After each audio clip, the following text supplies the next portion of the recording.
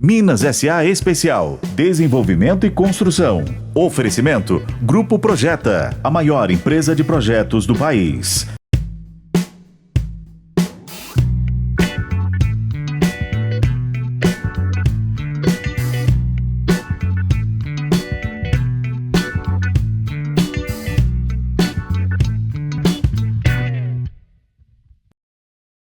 Olá, tudo bem?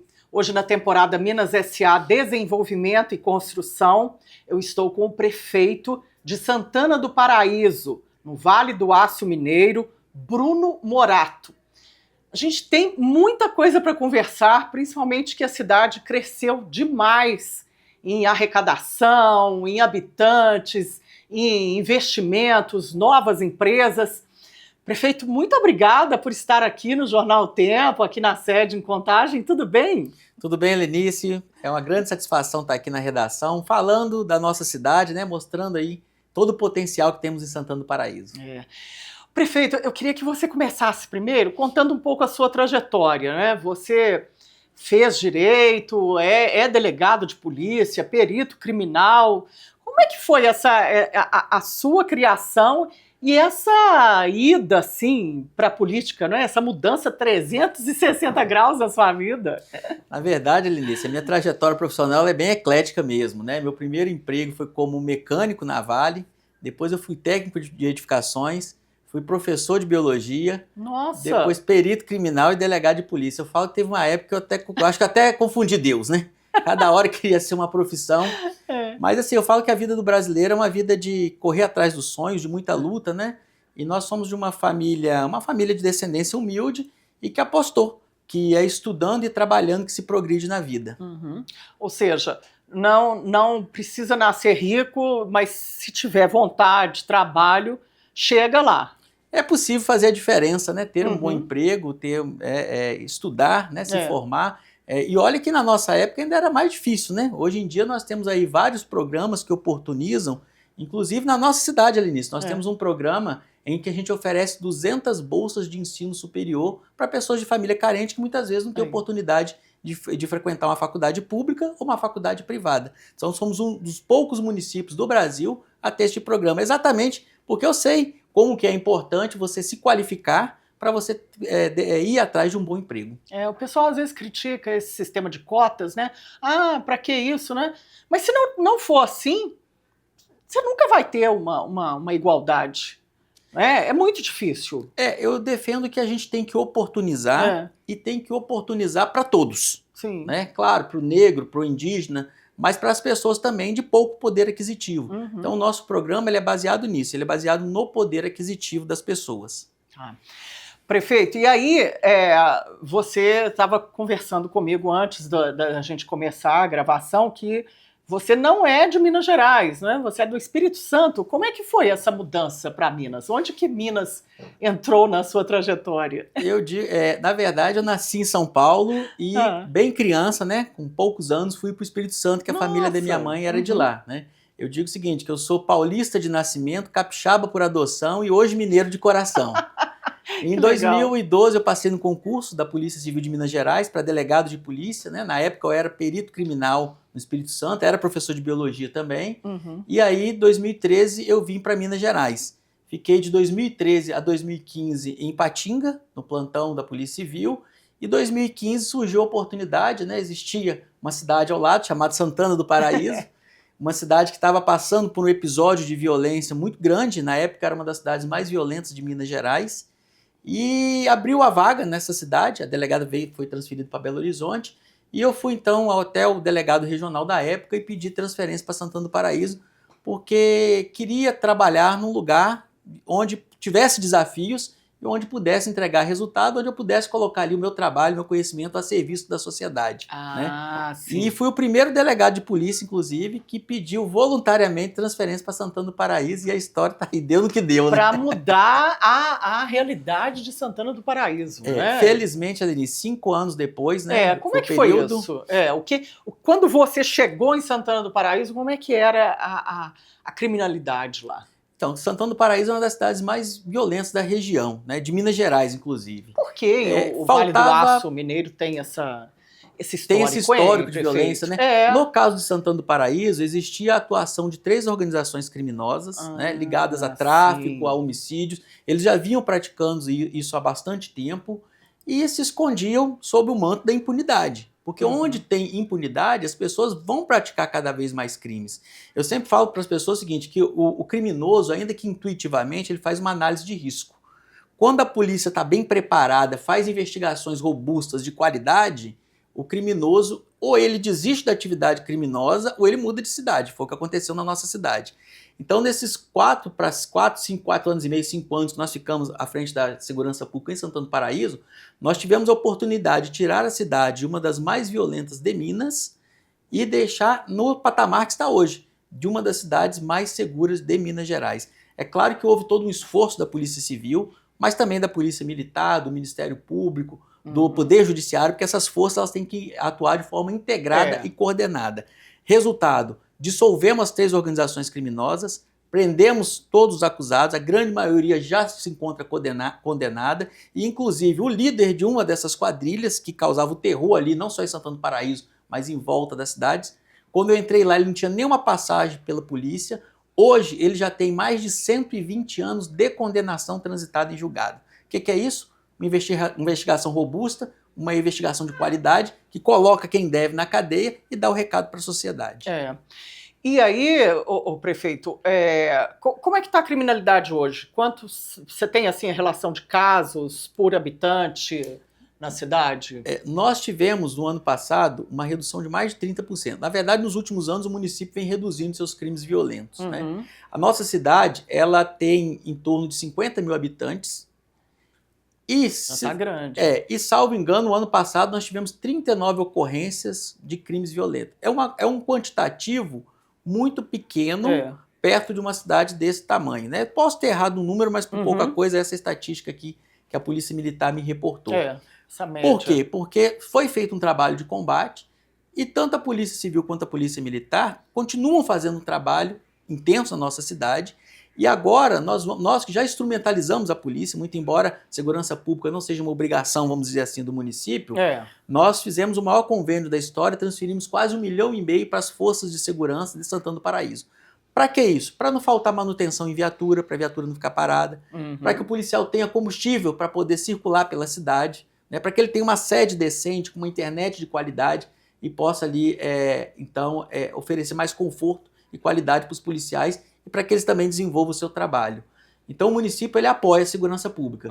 E agora nós contratamos um sistema de segurança, que é um sistema de câmeras. Inicialmente, já agora nessa primeira fase, são 18 pontos de monitoramento, e essas câmeras elas são capazes de identificar comportamento suspeito, identificar pessoas, fazer reconhecimento facial, identificar placa de veículo adulterado, e quando ela identifica isso, ela dispara uma mensagem no celular do policial para que ele possa, então, ir até o local e fazer essa verificação. E é um serviço 24 horas das câmeras? É um serviço 24 horas. E um serviço com inteligência artificial, né, que o tempo todo está ali comparando dados, fazendo análise. Por exemplo, se você quiser saber na cidade, olha, tal dia e tal hora, por onde passou uma pessoa de motocicleta e jaqueta vermelha. Rastreia. A câmera ela vai te mostrando onde que ela encontra pessoas com essas características. Faz o reconhecimento facial. E faz o reconhecimento por filtros a partir de parâmetros que você atribui. Nossa, isso é muito bom. Ou seja, era para você estar como delegado até hoje, né? Só que aí surgiu no seu caminho um padre, né? Conta essa história pra gente, prefeito. É verdade. Na verdade, assim, eu estava encerrando meu ciclo de trabalho em Santana do Paraíso, né? Já estava planejando ir para outra cidade. E em uma investigação eu tive que investigar má utilização de recursos públicos na cidade. E aí acabou provocando um choque com a gestão à época. E a gestão à época, eu lembro que criticou muito o trabalho da polícia, e aquilo me incomodou profundamente, porque eu vejo o seguinte, se há um desvio dentro da sua casa, por um funcionário seu, e eu te dou a oportunidade de corrigir, na verdade você tinha que me agradecer, em vez de criticar. Então naquele momento eu entendi o que era a política de Santana do Paraíso, e vi que a política de Santana do Paraíso precisava de um novo norte, porque você pacificar a cidade é apenas um ponto, é um ponto importante, porque nenhum investidor vai colocar recurso numa praça de guerra. Não. Mas se você não tiver uma política assertiva, capaz de conduzir o desenvolvimento da cidade, também não resolve muita coisa. Então eu passei a conversar com algumas pessoas e falei assim, olha, vocês precisavam construir um candidato, vocês precisavam ter um candidato. Naquele momento, minha intenção era zero de ser um Você nunca candidato. tinha passado pela sua cabeça, De forma Bruno? alguma. Não fazia parte do meu planejamento. Oh. E aí eu fui então aí eu pensei na época do padre que estava na cidade, falei assim, o padre é um padre empreendedor, um padre visionário. Fui convencer o padre e acabou que o padre me convenceu. Gente, olha só, ele viu em você uma possibilidade de futuro garantido. Exatamente. Ele me convenceu, na verdade, naquele primeiro momento, ele me convenceu a pensar na situação, né? E eu fiquei alguns meses pensando, e a minha família tem um hábito, todo dia primeiro nós vamos à missa. Vocês são católicos? Somos católicos, E neste dia nós estávamos no Espírito Santo, dia 1º de janeiro, fomos à missa. E sabe aquele momento que parece que é homilia para você? Foi o que aconteceu. Foi aquela homilia que te toca. Que eu falei bem assim, eu tô desconfiando que esse padre tá falando para mim. Foi o segundo padre que me convenceu, vamos dizer eu assim. sinto isso sempre quando eu vou. E na época, Lenice, olha o que ele falou. Ele falou o seguinte, quando você pergunta para uma criança o que ela quer ser quando crescer, ela fala, eu quero ser médico, eu quero ser professor, advogado, eu quero ser advogado. Ela nunca fala, quero ser padre. Porque ser padre não é uma decisão que você toma, é um chamado que você atende. Sim. E o padre perguntava pra gente o seguinte, e você que veio aqui hoje, qual que é o seu chamado? E ali naquele momento, eu me senti tocado, né? Eu sou uma pessoa de fé, né? E pensei o seguinte, falei assim, olha, eu vou colocar meu nome à disposição, porque se esse for o meu chamado, a coisa vai acontecer, Deus vai providenciar, e se não for, eu que entendi errado, a vida continua. Então entramos dessa forma, naquele momento eu decidi, conversei com a família, é o primeiro ponto, eu sempre falo para todo mundo que quer entrar na política, falo, se você não convencer sua família, não entra não, porque se você não ganhou voto dentro de casa, não é lá fora que você vai ganhar. Né? Exatamente. E a também, mulher, os filhos, eles que estão ali, né? Eles sofrem um impacto, né? Porque a gente, redor, né? A gente fica muito tempo fora, a política também tem muito fake news, né? Tem muita provocação, muita atacada né? a família da gente, muita às crítica. Vezes, né? Enfim, e naquele momento então, eu conversei com a minha família e entramos na primeira eleição dificílima, porque tínhamos, nas pesquisas nos colocava em terceiro lugar, sem recursos, sem experiência, né, na política. Aliás, eu e toda a equipe éramos assim. Mas como eu disse aqui, acho que Deus foi providenciando, conseguimos apresentar para a sociedade um projeto de qualidade, um projeto capaz de mudar a vida do cidadão paraense. Esse projeto, numa primeira eleição, foi aprovado por mais de 50% dos eleitores e agora numa reeleição por mais de 90% dos eleitores, né? O que foi um recorde para o Vale do Aço. E o que eu digo é o seguinte, quando você recebe muitos votos, é como diz aquele filme lá do Homem-Aranha, né? Maior poder, maior responsabilidade. É verdade, então, porque maior é a queda também. Exatamente. Nós temos que fazer um mandato muito melhor do que o primeiro. Esse é o nosso compromisso com a população de Santana do Paraíso. Que bom isso. Quer dizer... tem que rezar sempre para Santana, né? Sem dúvida. Nós temos uma festa de Santana que é tradicional, né? Que inclusive acontece o rodeio internacional de Santana do Paraíso. É o rodeio que vale vaga em Barretos, sempre no último final de semana de julho. O rodeio nosso também já virou um caso de sucesso. É um rodeio que já é uma referência nacional e até fora do Brasil. Porque eu fui pesquisar também a origem, né, do nome, né? Santana do Paraíso, né? É Santa Ana, né? Que tem lá, né? É a padroeira da cidade.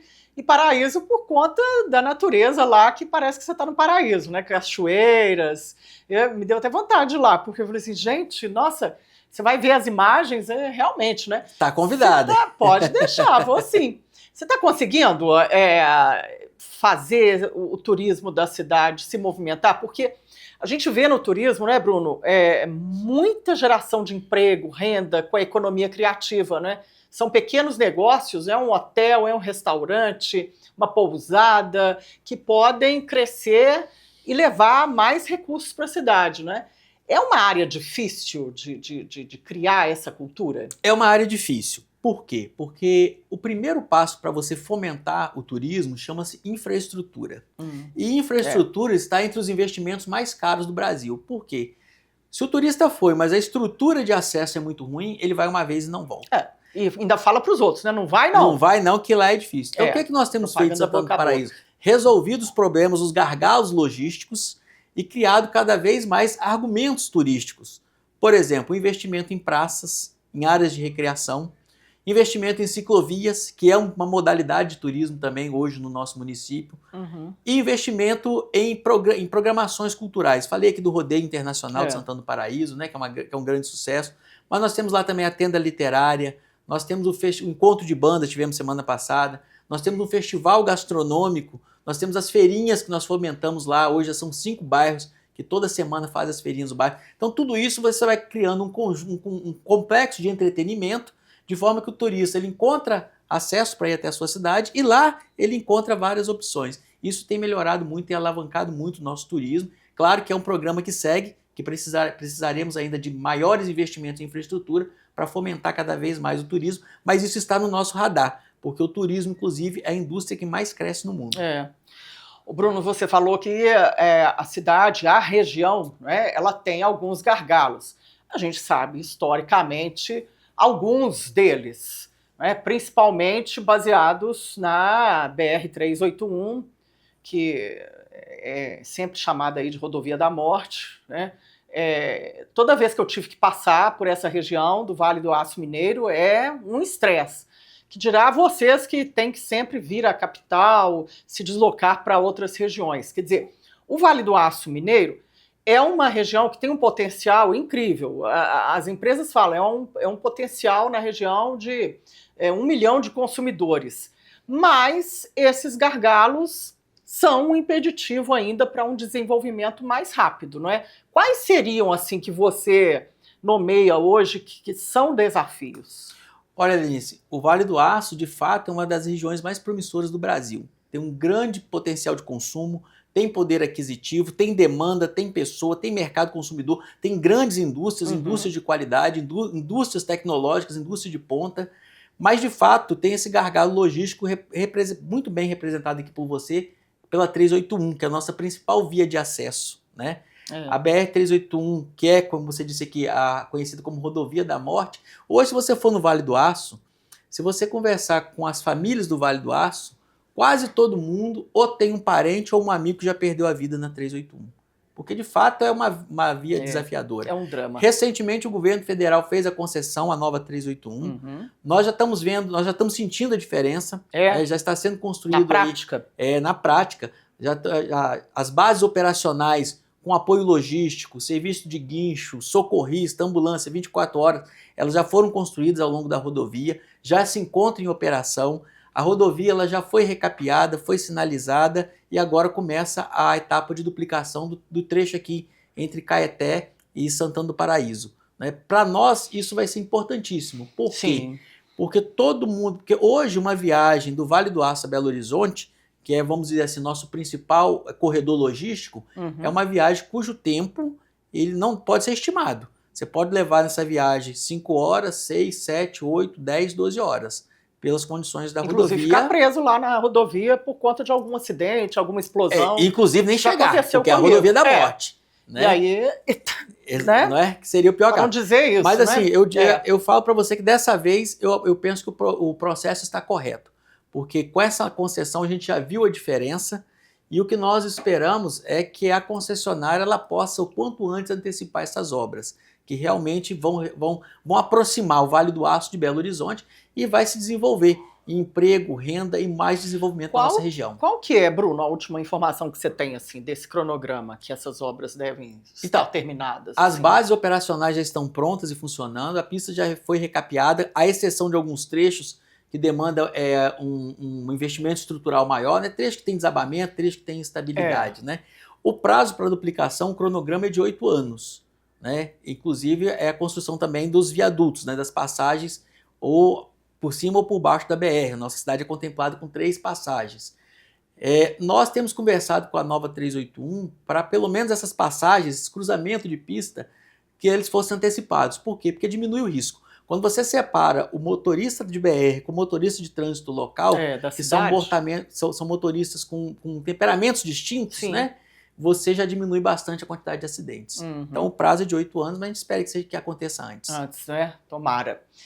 Bruno, a cidade de Santana do Paraíso, ela tem, eu acho que é assim, um diferencial enorme de competitividade que eu vejo muitos prefeitos falando, ai, quem me dera ter o gasoduto na cidade. E Santana do Paraíso tem. Isso faz muita diferença na conta final de grandes indústrias, que precisam da energia, que é um dos componentes mais caros. Todo mundo reclama isso aqui comigo. Mas quando a cidade tem o gasoduto, esse custo baixa, mas assim, incrivelmente. Como que você tem feito para potencializar cada vez mais essa vantagem que Santana do Paraíso sai na frente com o gasoduto? Na verdade, Santana do Paraíso tem vários atributos positivos, entre eles, como você bem colocou aqui, o gasoduto. Nós vamos fazer agora uma reforma na nossa lei de uso e ocupação do solo, que os terrenos com mais de 45 graus eles não podem ser loteados. Nós vamos liberar para lotes de fazenda de energia solar. Ou seja, ali não vai poder ter nenhum tipo de construção, mas para fim de geração de energia solar. Energia limpa, né? Exatamente. O que significa isso? Significa terreno barato, significa abundância de terreno, para que as pessoas possam, então, empreender também em energia solar e ter uma fonte de energia renovável. Em Santana do Paraíso, Lenice, nós temos empreendido um conjunto de ações para atrair o empreendedor, para que o empreendedor saiba que ele encontra em Santana do Paraíso uma cidade, uma prefeitura de portas abertas. Um ambiente Quais favorável, são essas ações? Né? Exatamente, Amigável, um ambiente favorável de negócio. Certa vez eu encontrei um empreendedor que ele falava bem assim comigo, falou assim, ô Bruno, o meu sonho enquanto empreendedor é que o poder público não atrapalhe. Se não pode ajudar, pelo menos não atrapalhe. Né? Mas eu falei bem assim, nossa, que sonho pequeno, vamos aumentar esse sonho? Se a gente não pode, nós não devemos atrapalhar, mas pelo contrário, nós podemos caminhar lado a lado do empreendedor e fazer a sua atividade prosperar, porque todo mundo quer morar numa cidade organizada, bonita, com todos os serviços públicos funcionando. Mas quem que paga a conta? As empresas. Porque são as empresas que produzem riqueza. Uma prefeitura, o poder público... Se não arrecadar, você não consegue fazer nada, né? O poder público não produz riqueza. Não. Como é que ele arrecada?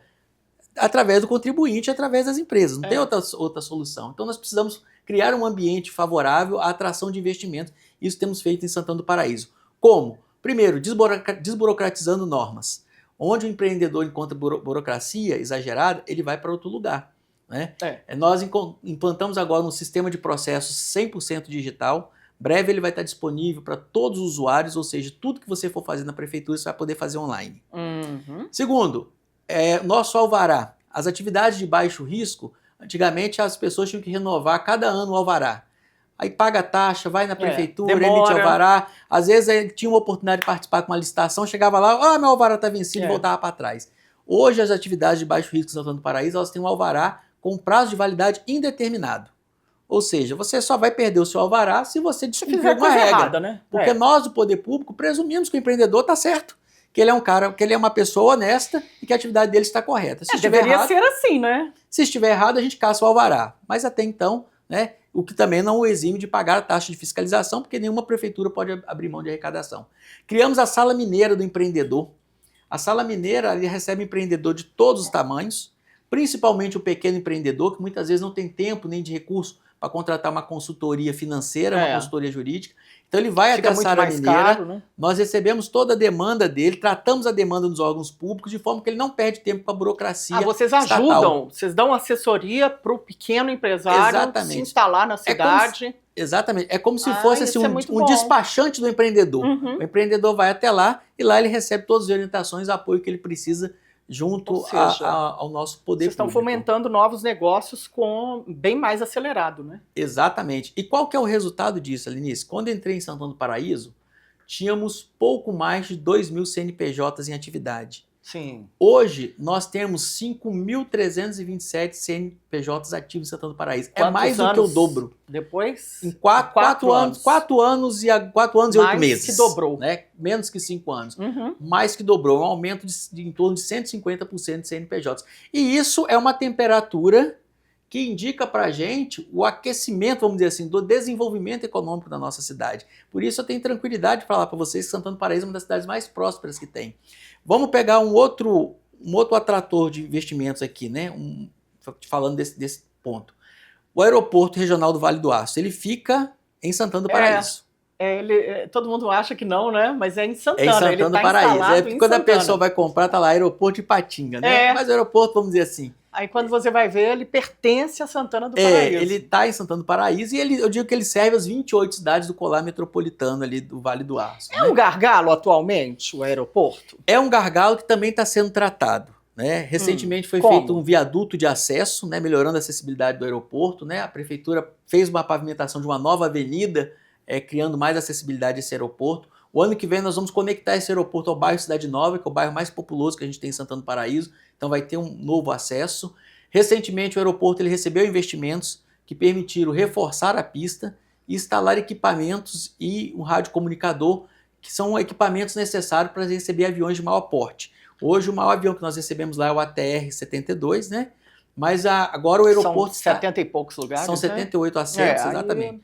Mas o aeroporto agora, porte ainda. Exatamente. O aeroporto agora ele está preparado do ponto de vista de tamanho da pista e também de equipamentos para receber aviões de maior porte. O que está faltando? Um novo terminal de passageiros. Esse terminal já foi licitado pela Infraero. É a Infraero que está gerenciando agora o aeroporto? Exatamente. E a notícia que nós temos vinda de Brasília é que o ministro de Portos e Aeroportos estaria organizando sua agenda para já agora em setembro vir dar a ordem de serviço para esse novo terminal. É um investimento de quantos milhões? Assim? O investimento total do aeroporto são mais de 90 milhões. Só o novo terminal são em torno de 38 milhões. Aí é tudo dinheiro do governo federal. Tudo recurso do governo federal, exatamente. Mas esse investimento ele vai potencializar o nosso aeroporto, porque hoje ele tem capacidade de receber 150 mil pessoas ano. Com esse investimento, ele vai pular para quase 1,5 milhão de pessoas ano. Vira de grande porte, não é? Tira caminhão da estrada, porque pode até ter cargueiro lá, né? Exatamente. E outra vantagem, até para Belo Horizonte também, para a região metropolitana de Belo Horizonte. Desafoga, hoje em dia, quando o aeroporto aqui de Confins fecha, por mau tempo, por uma questão, os aviões pousam em São Paulo. E você vai ter um aeroporto aqui no Vale do Aço, a 200 quilômetros. Imagina você com a BR duplicada, se não tiver condição de terminar a viagem. Faz o resto da viagem pode fazer de carro, de ônibus, né? Vai ser também um backup para Belo Horizonte, assim imagino. E o entorno do aeroporto também é uma região muito próspera. Por quê? Porque num raio de 5 quilômetros, nós temos o aeroporto, nós temos ferrovia da Vale, nós temos o projeto de uma ferrovia e de um porto seco da Petrocity, que é uma ferrovia você tem que me contar melhor, hein? Exatamente. Que é uma ferrovia que vai conectar o Vale do Aço ao Porto de São Mateus, no Espírito Santo, e depois a Brasília e Goiás. Ela vai sair de Santana do Paraíso até São Mateus, exatamente, no Espírito Santo. Exatamente. Então pensa isso tudo no raio de 5 quilômetros. E você tem ainda duas BRs, que é a 381 e a 458, e você tem 1.200 hectares de terra que no nosso novo plano diretor já vai estar a previsão para atração de indústria, de comércio de qualidade, para fomentar esse sítio aeroportuário e gerar emprego, renda e desenvolvimento para toda a região do Vale do Aço. Que aí vira um aeroporto indústria, não é, prefeito? Aí tem que ter também toda uma cadeia de fornecedores ali para atender essas novas demandas. Temos todo o potencial, inclusive para as indústrias de alto valor agregado. Pois é, de tecnologia. Vocês estão fazendo o que para atrair essas indústrias? Juros mais baixos, financiamentos, isenção de impostos, doação de terrenos? Ou vai além disso? Isso. A questão dos impostos e dos juros, a maioria deles, dos financiamentos, são do governo estadual e do governo federal, né? O município ele é responsável pelo ISS. No caso, em Santana do Paraíso, o ISS para as empresas de tecnologia é de 2%. É o menor ISS que existe. Então, elas podem ir para lá, se instalar lá. IPTU tem isenção ou não? O IPTU lá já é bem baixo. Já é baixo também. Então, assim, seguramente é um dos melhores lugares para esse tipo de empresa se instalar em Santana do Paraíso. E agora com o aeroporto do lado vai ficar mais fácil ainda, né? Com o aeroporto, aliás, mais equipado. Legal. O Bruno, me conta sobre esse investimento da Petrocity lá, né? Eu fui olhar as notícias, então é um projeto longo, né? Porque uma ferrovia é uma intervenção grande, não é? Tem que desapropriar grandes áreas, os investimentos são muito volumosos, né? A empresa tem que ter uma solvência financeira que arque com isso, né? Ao menos investidores, né? Fundos de investimento.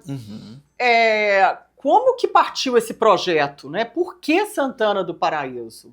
Se você reparar, essa nossa região se faz muito transporte por caminhões. É, E qual que é a demais, ideia né? desse corredor logístico ferroviário, né? É justamente você reduzir, né, que os caminhões eles possam levar essa carga só até os portos, o porto seco, né, até o local de embarque e desembarque, e daí o restante da viagem, essa carga ela vai poder fazer por essa ferrovia.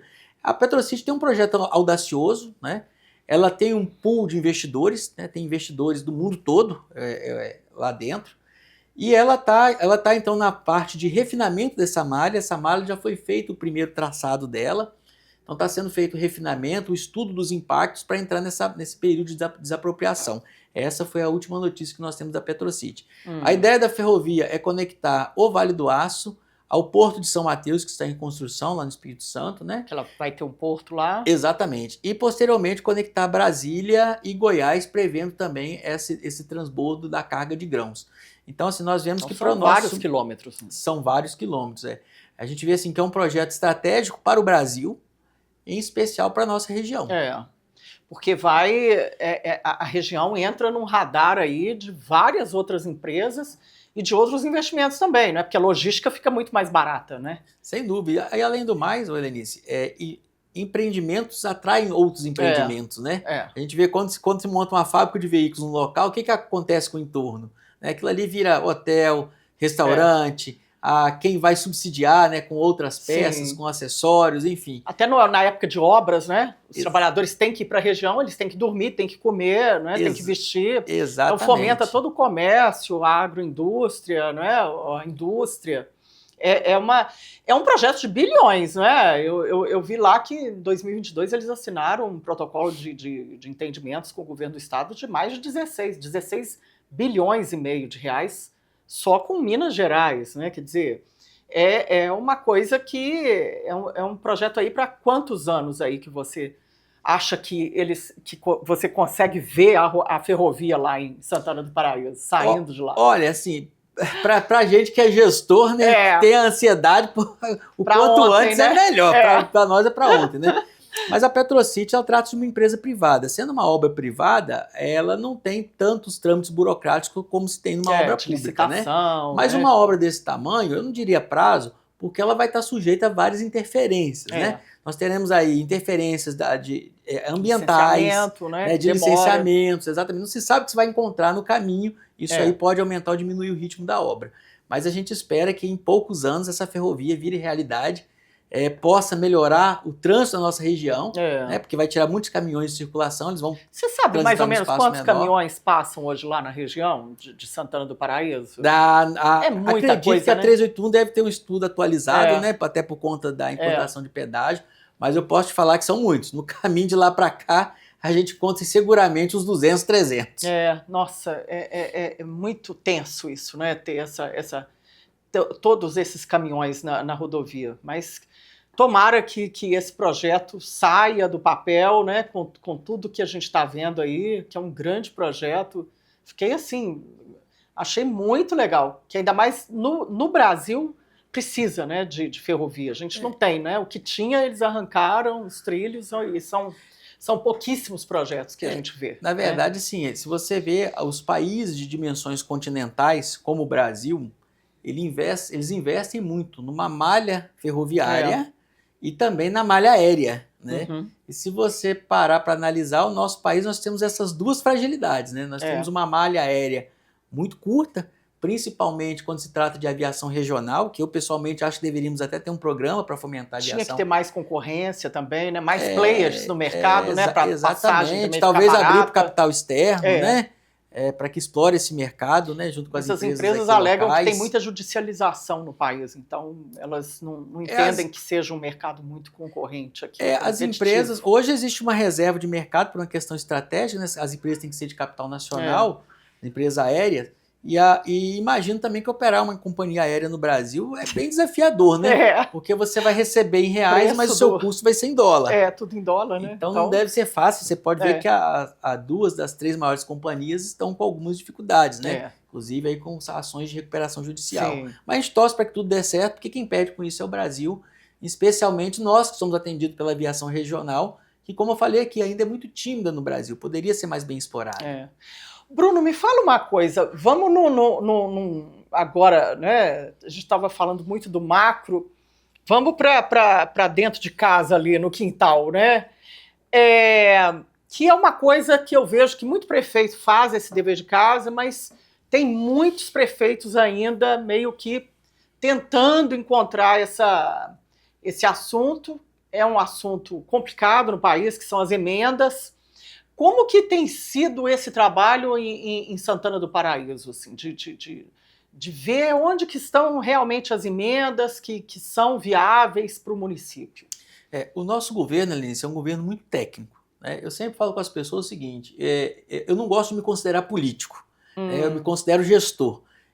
Na minha visão, a política ela é uma via, ela não é um objetivo, ela é um caminho que você tem para implantar um programa de gestão para a sua cidade. Você não tem dívida política, então, em Santana do Paraíso? Não faço. Quando você faz a campanha, você fala, eu não de tenho forma nenhuma. Obrigação nenhuma com o partido A, B, C ou D. Não. É lógico que quando você tem uma base... Inchando a máquina lá... De forma nenhuma. Quando você tem uma base de apoio e você precisa de mão de obra técnica, você busca primeiro na sua base por uma questão de lealdade e fidelidade. Mas eu falo com todo mundo que entra, falo assim, olha, meu compromisso é te dar a oportunidade de entrar, permanecer com você, permanecer só se tiver resultado. Vai trabalhar. Exatamente, e muito. Mas isso dá resultado. O nosso governo ele é dividido em governança e gestão. A governança é o dia a dia, é o abrir portas, vamos dizer assim, esse contato político que nós temos que fazer. Quem fica por conta da governança? Eu e o vice-prefeito, que é uma pessoa parceira, é uma pessoa que gosta da cidade, apaixonado pela cidade, que trabalha todos os dias de sol a sol ali ao meu lado. E a parte de gestão, que é resolver os problemas do dia a dia, fica por conta do secretariado, né, dos diretores e dos gerentes. Isso tem dado muito certo. Nós temos, por montar uma equipe técnica, nós temos uma equipe também especializada em captação de recursos. Essa equipe, ela todos os dias percorre todos os editais que existem e traz para a gente aquilo que é oportunidade para o município. E isso, olha, quando você tem uma equipe técnica e vigilante, isso dá resultado. E qual que é o resultado? Para você ter ideia, hoje as prefeituras, com o seu dinheiro do dia a dia, a gente só paga a conta. Você paga a folha, paga a água, né? Paga a luz, acabou o dinheiro. Acabou. Eu quero investir, eu quero resolver problemas logísticos, eu quero construir escola, construir hospital. Você tem que buscar esse recurso fora. Como? Através das emendas que você mencionou aqui ou através dos convênios com o governo federal, estadual e outros entes, né?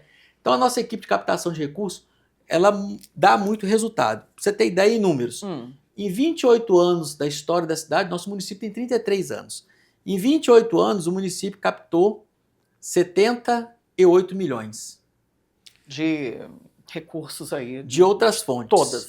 De outras fontes. Né? 78 milhões em 28 anos. A nossa equipe, em menos de 5 anos, nós captamos mais de 160 milhões. Nossa. Ou seja, foi praticamente o dobro de tudo aquilo que a cidade conseguiu arrecadar na sua história. E como que vocês conseguiram? Com equipe qualificada, com equipe técnica, que faz a inscrição de todos os projetos. Hoje, para você ter ideia, nós temos um banco de projetos em Santana do Paraíso. Devemos ser uma das poucas cidades do Brasil que temos um banco do projeto. Se o parlamentar procura a nossa cidade e fala bem assim, eu quero mandar um recurso de emenda para Santana do Paraíso. Você tem algum projeto? Aí eu pergunto para ele o seguinte, de qual valor? Nós temos projeto de 30 mil reais a 30 milhões. Porque tem que ter o projeto, né, para conseguir a emenda. Não é assim, me dá aí a emenda e pronto, né, eu faço o que quiser. O dinheiro é carimbado. Exatamente. Boa parte delas você precisa pelo menos ter o anteprojeto, né, ter pelo menos que mostrar ali o que você vai fazer, qual que é o custo, qual que é a população diretamente impactada, qual que é o prazo de execução. Por quê? Porque isso são ferramentas que o parlamentar vai utilizar para mandar para você ou não o recurso. Inclusive no Tribunal de Contas da União, do Estado. Né? E quando você tem programas do governo federal, a exemplo, Minha Casa Minha Vida. Minha Casa Minha Vida é um programa que tem muitos anos que existe no Brasil. O município de Santana do Paraíso nunca foi contemplado, foi agora. Mas por que não tinha sido contemplado? Porque, primeiro, não tinha o aparato legislativo necessário. Você tem que ter um conjunto de leis e normas que te credenciam a receber o programa Minha Casa Minha Vida. Resolvemos esse problema. Instalamos o Conselho das Cidades, né, que é um conselho formado por sociedade civil, por gente do governo, por representantes dos empreendedores. Para quê? Para tomar diretrizes, para tomar encaminhamentos para que a gente possa receber esses programas habitacionais. E o resultado, na prática, qual que é? Está aí. Agora fomos contemplados com 50 unidades do Minha Casa Minha Vida Faixa 1, vamos licitar no próximo mês. Minha Casa Minha Vida Faixa 1 é um imóvel para aquelas pessoas que não têm condição de adquirir, então elas são selecionadas a partir de critérios que nós estamos estabelecendo também de uma forma muito transparente, através de uma regra clara de pontuação. Porque senão todo mundo fala, né? Eu posso, eu não tenho dinheiro, Exatamente. eu sou dessa faixa aí, né? O que nós temos que contemplar? As famílias com pouco recurso, as famílias chefiadas por mulheres, né? As famílias cujas pessoas têm dificuldade de mobilidade, as famílias que têm pessoas com deficiência. Todas essas singularidades serão consideradas na hora que as famílias forem contempladas com Minha Casa Minha Vida Faixa 1. Então 50 unidades agora já lá para o bairro Águas Claras e outras 40 unidades em tramitação para a região central. Nós vamos também no próximo mês abrir um edital, uma licitação, né, que já vai ser publicada, para 192 unidades do Minha Casa Minha Vida Faixa 2.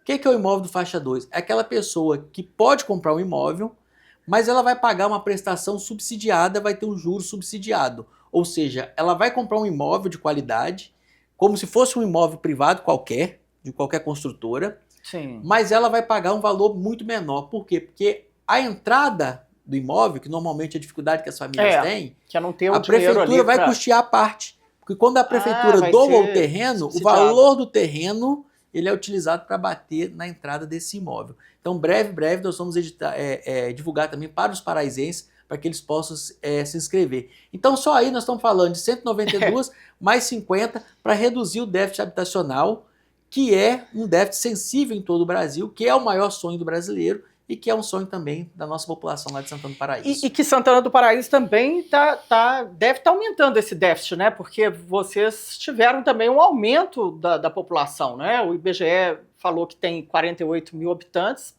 mas pelas suas contas já tem 50 aí, né? Já passamos de 50 mil, seguramente. Hoje... Então, ou seja, está tendo um êxodo para o município de Santana do Paraíso. Exatamente. Santana do Paraíso é uma cidade que ela tem características geográficas muito positivas, tanto para a atração de indústrias e comércio, quanto também para bairros residenciais, né? Nos próximos 10 anos, nós devemos ter em torno de 10 mil lotes sendo liberados em Santana do Paraíso. Nos últimos 10 anos, ou seja, de um censo para o outro, o nosso município foi o segundo município que mais cresceu em Minas Gerais. Nós tivemos um incremento populacional de 64,31% de pessoas. A curva dos próximos 10 anos é maior ainda. E por isso nós estamos preparando o município, resolvendo gargalo logístico, abastecimento de água, fornecimento de energia, para que a gente possa abrigar essa população do Vale do Aço que está migrando para dentro de Santana do Paraíso. E temos exigido muito dos loteadores. São loteamentos... não pode abrir assim loteamento de qualquer maneira não, né? Porque a gente vê isso muito em cidades, né? Uma ocupação desorganizada, né? Na beira de rodovia, em lugar que aí chega na chuva, dá problema, mata um monte de gente, né? Exatamente. Se você parar para analisar os loteamentos de Santana do Paraíso, eles passam por um rígido controle e nós aumentamos muito as exigências. Por exemplo, avenida principal, pista dupla com canteiro central. Ciclovia, porque bicicleta é esporte, é lazer, mas é também mobilidade urbana. Breve, nos próximos anos, nós teremos a maior malha cicloviária, talvez do Brasil, uma das maiores malhas do Brasil. Exigido áreas de lazer, áreas de reserva. Para quê? Porque as pessoas, quando mudem para Santana do Paraíso, encontram um lugar seguro, um lugar bonito e um lugar com qualidade de vida, que é o que todo mundo quer para sua família.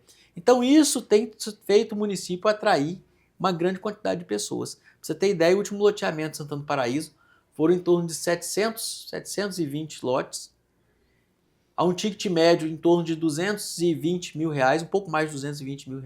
Cada lote? Cada lote é ticket médio deles, né? Esses lotes eles foram vendidos em 48 horas. Ou seja, as pessoas estão saindo do polo mesmo, que é Ipatinga, né? Que é um preço, é um valor enorme, um apartamento lá, você estava me falando, né?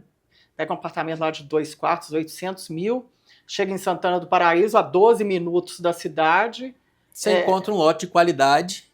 Que dá para construir uma casa, que dá para construir uma casa, viver muito perto, né, de todo o centro do Vale do Aço, né, e principalmente Ipatinga, que é a nossa cidade de referência na região, e as pessoas encontram, então, em Santana do Paraíso, muito mais qualidade de vida e a um custo mais acessível. E agora, com os programas habitacionais populares, vamos beneficiar também aquelas pessoas que não têm condição de comprar ou aquelas pessoas que precisam de incentivo do poder público para que possa fazer a tão sonhada aquisição da casa própria. O Bruno, me fala uma coisa, vocês têm conseguido, na questão do funcionalismo, você me falou que a gente vê esse grande problema na maioria das prefeituras, o dinheiro vai todo para pagar, não é culpa de ninguém, né? Mas como que vocês fazem em Santana do Paraíso? São quantos funcionários públicos, aposentados, pensionistas? Como que vocês fazem para pagar todo o pessoal sem comprometer o caixa? Com planejamento e com uma gestão séria e austera. A verdade, eu falo o seguinte, nós temos que pesquisar duas coisas no Brasil. As experiências que dão certo, para que a gente possa aprimorar e trazer para o nosso município, e as experiências também que não deram certo, para que a gente não cometa os mesmos erros. Se você analisar no Brasil, os municípios que estão endividados, eles têm grandes dívidas com a União, ou com, enfim, dívidas de uma forma geral, eles devem basicamente por dois fatores. Previdência complementar que se torna insustentável, ou a própria previdência regular, e descontrole da folha de pessoal, da folha de pagamento. Então são dois erros que nós não cometemos em Santana do Paraíso. Primeiro, que o município não tem regime de previdência próprio. E nós extinguimos a previdência complementar porque ela se torna insustentável no futuro. É a prefeitura que paga, né? A prefeitura paga. E quando ela paga como? Tirando dinheiro da saúde, da educação, de investimento em infraestrutura para fomentar um complemento de previdência que o município simplesmente não sabe gerir. Por quê? Porque o município não é gestor de complemento de previdência complementar. Isso quem não quer ter uma previdência business dele, né? Exatamente. Quem quer ter uma previdência complementar, o que deve fazer? Procurar um fundo especializado. Que lá ele vai ter algo sustentável. Vai investir, né, para poder ir rendendo aquele dinheiro, né? Ou seja, vira uma bomba relógio para a prefeitura. Exatamente. Gestão pública, Denise, tem que se ocupar daquilo que é seu objeto. Qual que é o nosso objeto? Saúde de qualidade, educação de qualidade, moradia, infraestrutura. Não é previdência complementar, então nós não temos isso no nosso município. E o outro ponto que você bem tocou aqui é o controle da folha. Hoje nós temos em torno de 1.300 servidores em Santana do Paraíso. Diretos? Diretos. Quando nós entramos na prefeitura, gastávamos em torno de 47% da receita com a folha. Hoje gastamos pouco mais de 38%. Ou seja, é possível, né?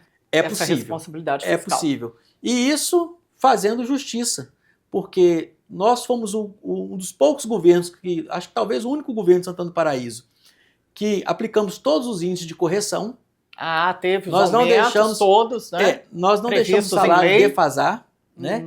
E cumprimos todas as nossas obrigações. Só que nós não criamos regalias, não criamos absurdos. Né? Não enchamos a folha. Nós temos ali aquilo que é necessário, não tem nada disso. E agora nós vamos fazer agora uma reforma administrativa. O servidor pode ficar tranquilo, né? O servidor atual não vai ter demissão, não muda. Nós vamos reestruturar o nosso quadro de secretarias, de servidores. Queremos um quadro mais horizontalizado e menos verticalizado, porque as gestões modernas elas são assim, né? Uma gestão mais perto das pessoas, mais mais eficiente, e também com um redesenho daquilo que é a nossa necessidade e daquilo que é a necessidade do cidadão. Então contratamos uma empresa de consultoria especializada e em breve vamos discutir com a população, com os nossos servidores, todos vão ter oportunidade de opinar nessa reforma, com a nossa gestão, para que tenhamos uma gestão cada vez mais enxuta, mas cada vez mais também eficiente. Uma gestão cujo foco seja o problema do cidadão. Porque esse que servir o cidadão. Exatamente, né? Servir o cidadão, cumprindo aquilo que é nossa missão. Porque quando a gente fala que é servidor público, o nome, está no nosso próprio nome, servir ao público. O que você ainda sonha assim, para Santana do Paraíso, né? Nesse segundo mandato? Qual que é assim, um plano que você ainda tem para colocar lá, mas que você ainda não conseguiu, Bruno? Olha, nós queremos ver os hospitais funcionando em Santana do Paraíso. Hoje nós temos 2 projetos em tramitação, a cidade ainda não tem um hospital. Nós levamos o SAMU, a cidade não tinha SAMU. Aliás, a cidade não tinha ambulância, tinha carro com maca. Comprava-se uma Fiorino, colocava uma maca e falava que aquilo era ambulância. Não tinha aquele sistema todo de UTI dentro de uma ambulância para transportar. As 6 ambulâncias que tem lá foi a nossa gestão que comprou. São ambulâncias equipadas. Se precisar fazer uma manobra, se precisar de um oxigênio, tem na ambulância. né? Não adianta você consegue salvar as vidas. Exatamente. Levamos o SAMU para lá e hoje nós temos 2 projetos de hospitais tramitando em Santana do Paraíso. Um hospital, o Hospital do Consaúde. O Consaúde ele é um consórcio para serviços de saúde que reúne Santana do Paraíso e mais 23 municípios, né? Nós nos unimos, vamos dizer assim, para comprar serviços de saúde, consultas, cirurgias, fazemos isso em várias cidades de Minas Gerais. Todo mundo paga, cidades, né? Todo mundo paga pela sua demanda, exatamente. Porque senão fica só um hospital em Santana do Paraíso e todas as outras prefeituras usando, mandando o povo para lá exatamente. E a cidade mesmo não dá conta. Exatamente. Né? Hoje, um dos grandes hospitais, os grandes problemas de você ter um hospital é justamente o custeio. Né? Que é caríssimo, você constrói né? a obra, mas depois como é que você mantém o custeio? E qual que é a saída que temos encontrado então em Santana do Paraíso para viabilizar esse sonho que nós queremos realizar nesse segundo mandato? Chama-se compartilhamento de custo. Algo que a sociedade, que a iniciativa privada já faz há muito tempo. Né? Você, quando pega um veículo ali no aplicativo, o que você está fazendo? Compartilhamento de custo. Aí ele fica quando você pega um ônibus por aplicativo, o que é aquilo ali? Aquilo ali é fretamento coletivo, né? Compartilhamento de custo. É o que a gente faz no Consaúde. Nós compramos cirurgias e consultas no atacado, vários municípios, porque dessa forma compartilhamos custos. Compra em bloco, mais barato, né? Porque é um volume maior. Exatamente. E aí nós vamos compartilhar o custo no hospital também. Porque, às vezes, a minha demanda, vamos dizer assim, a minha demanda de cirurgia de catarata é 30 por mês. Então não justifica ter... é menor. Você vai ter um centro lá capaz de operar, fazer 500 cirurgias, que o custo vai ser o mesmo. Se você não tem essa demanda, qual que é a saída? Compartilhar o custo com outros municípios. Então, esse projeto já está aprovado. É um projeto de qual orçamento? É um projeto de 20 milhões. A Prefeitura de Santana do Paraíso já fez a doação de uma área de 3 mil metros quadrados, à margem da BR-381, para o Consaúde. O Consaúde ele tem um CNPJ. Nós já tivemos em Brasília, com o ministro da Saúde, Alexandre Padilha, com o ministro Alexandre Silveira. Tanto o ministro Alexandre Padilha quanto o Alexandre Silveira já se colocaram à disposição desse projeto. É um projeto prioritário para eles. Nós estamos tramitando esse projeto no governo federal. Nós queremos em breve dar essa boa notícia. Esse hospital é um hospital-dia. Ele realiza pequenas cirurgias, até de média complexidade, mas que não requer internações de longo prazo. Mas eu te digo que ele resolve entre 70% e 80% hoje da nossa demanda dentro da nossa cidade e bem perto das outras cidades consorciadas. Então este é um projeto que está em andamento no governo federal, que eu acredito porque pela primeira vez se reuniu tantos prefeitos, vereadores, deputados. Quantas prefeituras? Nesse projeto são 24 prefeituras, tem uma 25ª já entrando. Né? Mas eu te falo que quando ele for anunciado, nós vamos ter capacidade de atender pelo menos 30 cidades da região. E é um hospital-dia com capacidade de atender até quantas pessoas por dia? Hoje o atendimento está previsto para essa demanda das 24 cidades. Mas assim, em volume, aí vai depender. Vai depender da demanda. Ele tem capacidade de se adaptar também de acordo com a demanda dessas cidades e de ter mais cidades também, que inclusive vai viabilizar o custo. Né? Mas aí tem que sair esse dinheiro do governo federal, né? Os 20 milhões tem que vir Precisa lá, sair porque é um recurso que as prefeituras não têm para colocar lá. Né? Para prefeitura, você tem um orçamento de 170 milhões. Como é que tira 20? Né? Para a prefeitura, 20 milhões é muito. É muita coisa. O governo federal é pouco. Né? A realidade é essa. Na educação, vocês estão com educação em tempo integral lá? Qual que é o seu projeto também para Lenice, educação em Santana do Paraíso, nosso município, antes do nosso governo, passou uma década sem construir uma única escola. Eu digo que foi um apagão na educação. E qual que é o problema de uma cidade que não constrói escolas? É que ela vai ter que se preparar para construir presídios. Se você não está dando oportunidade para as pessoas, infelizmente vai aumentar a criminalidade. Né? O nosso município, nós já estamos investindo na construção de 5 unidades. São quantas escolas que tem atualmente lá? Atualmente são 13 escolas. 13. Então terão mais 5 até o... Isso. Que você pretende até o final do seu mandato. Exatamente. Nós pretendemos mais essas 5 unidades. E uma 6ª unidade, nós já estamos também aprovando junto ao governo federal para que a gente possa construir também a 6ª unidade. Então fizemos um investimento recorde na área da educação. O município ele investia em torno de 12 milhões ano na educação. No ano passado nós fechamos com mais de 34 milhões de investimentos. E esse ano nós vamos aumentar ainda mais o investimento na educação. Tudo dobrando, hein, prefeito? Tudo dobrando. Melhoramos a qualidade da merenda escolar, que hoje é um programa importante de segurança alimentar para os municípios de Santana do Paraíso, para as nossas crianças e adolescentes. Muita criança deixa para comer lá na Exatamente. escola, né? Melhoramos o acesso ao transporte, né, que o transporte Via de regra, é um direito só da zona rural, nós expandimos para a área urbana, para quem mora a mais de 1 quilômetro da escola.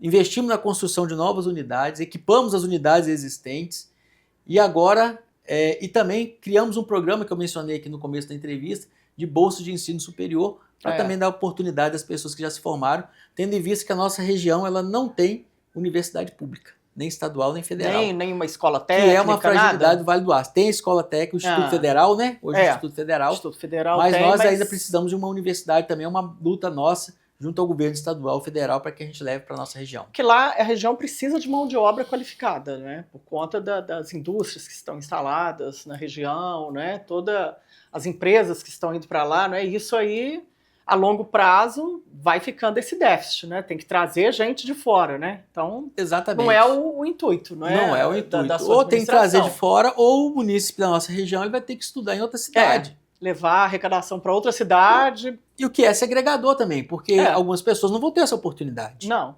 Então nós precisamos ter uma região que não é com a só... importância do Vale do Aço, merece uma universidade. Merece mesmo. Você tem Essa é uma bandeira que nós temos levado para o governo federal, para o governo estadual. Recentemente, inclusive, quero fazer justiça. Recentemente, inclusive, o governo federal anunciou que o campus da UFOP vai se instalar na cidade de Ipatinga, que está ali do nosso lado. Beneficia também toda a região, né? Não dá para cada cidade ter uma universidade, mas não dá. Tendo na região, a gente já se sente contemplado. E a UFOP é reconhecida no Brasil inteiro e fora do Brasil, né? Ela é referência. Ela é uma universidade de excelência. Tem grandes CEOs aí que são... que se formaram lá. Né? Semana passada eu entrevistei o CEO da Samarco, que se formou lá, em engenharia metalúrgica lá, na UFOP. Então, quer dizer, já é um avanço aí. É um ganho enorme. A UFOP em Ipatinga. Sem dúvida alguma. A gente sabe que as faculdades elas têm um potencial também de desenvolver a região. Né? Não só fornecendo um conhecimento, né?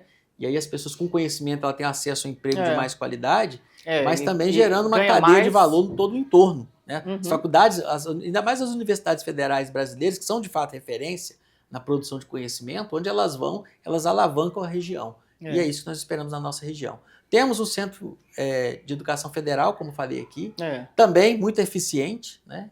Mas demandamos uma universidade. O prefeito, olha, a gente já vai terminando a entrevista, que já acredita que passou 1 hora já? Que coisa boa, né? A prosa quando é boa, né? É bom, né? Na política, ano que vem, você pretende se candidatar? Eu estou perguntando isso para todos os prefeitos, viu, gente? Para saber o que vai acontecer aí, né?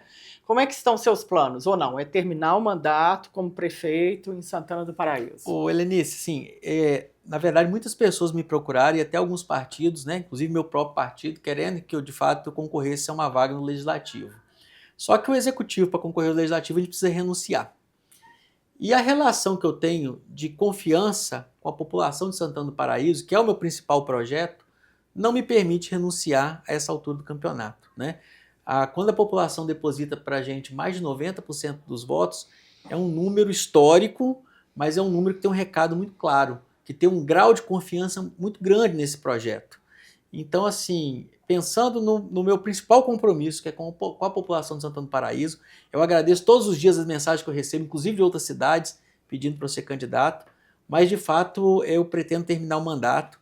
Eu quero entregar esse segundo mandato melhor do que o primeiro, como eu disse aqui, e um mandato que, de fato, faça diferença na vida do paraisense. Então, por esse motivo, eu não pretendo ser candidato no próximo ano. Tá certo. Você continua no Avante, não é? Continuamos no Avante. Não ter mudança nenhuma. Prefeito Bruno, muito obrigada pela participação, viu? Aqui por essa conversa franca, transparente, né? Querendo avançar, olhando para o futuro, né? E que Santana do Paraíso tenha várias outras notícias para você voltar aqui e falar, tive investimento disso, daquilo, a cidade está lá em cima, como sempre. Sem dúvida alguma, pode colocar aí na sua agenda, se vocês ainda vão ouvir muito falar de Santana do Paraíso, porque de fato é uma cidade promissora, tem se destacado em Minas Gerais, no Brasil e fora do Brasil também, tem levado o nome da cidade. E eu agradeço por esse bate-papo, por estar aqui com essa entrevista de qualidade, levando informação. Obrigada. E nesse grande veículo aqui, um veículo já consagrado aqui na nossa região e no Brasil, que é o Tempo. Muito obrigado. Que bom. Obrigada, Bruno. Gente, hoje então eu recebi o prefeito de Santana do Paraíso, Bruno Morato, aqui na temporada Minas S.A. Desenvolvimento e Construção. Muito obrigada pela sua audiência e até o próximo episódio.